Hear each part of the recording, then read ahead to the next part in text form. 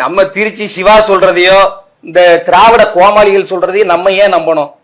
நம்ம ஐயா இப்ப நடுவுல ஒரு மகான் நித்யானந்த ஐயான்னு ஒரு மகான் இருந்தாங்க. எந்த நித்யானந்தா? அந்த ஒரு தீவை உருவாக்கி வச்சிருக்காரு அவரு இல்ல, ஒரு எளிமையாக வாழ்ந்து ஒரு மகான். அவரு சொல்றாருங்க. அவர் என்ன சொல்றாரு, பெருந்தலைவர் காமராஜர் ஒரு மகான். அவர் இறந்திருக்கிறாரு. அவருடைய பூத உடலை எடுத்துட்டு வரும்போது இயற்கையே வழி விடுதான்.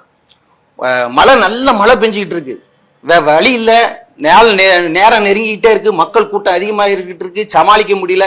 சரி நம்ம பாடியை எடுத்துருவோம்னு சொல்லி மழை பெஞ்சாலும் பரவாயில்லன்னு எடுக்கிறாங்க. எடுக்கும் போது பாடியை தூக்குன உடனே என்ன ஆகுது, பாடியில ஒரு சொட்டு மழை நீர் விழல. அவர் தூக்கிட்டு வர வர இதே மவுண்ட் ரோட்ல மழை நகர்ந்து போதான் பாடி வந்துகிட்டே இருக்குதான். யாருக்காக இந்த மாதிரி வருதும். அதுதான் அந்த ஐயா என்ன சொல்றாரு, ஒருத்தர் இறக்கும் போது ஒரு 4 பேர் மனிதர்கள் வேணா உதவிக்கு வருவாங்களே தவிர இயற்கை உதவி செஞ்சதா சரித்திரமே இல்லை. அது பெரிய பெரிய மகான்களுக்கு தான் அந்த இயற்கையே உதவும் அப்படின்னு சொல்லிட்டு ஒரு மகான் சொல்றாரு.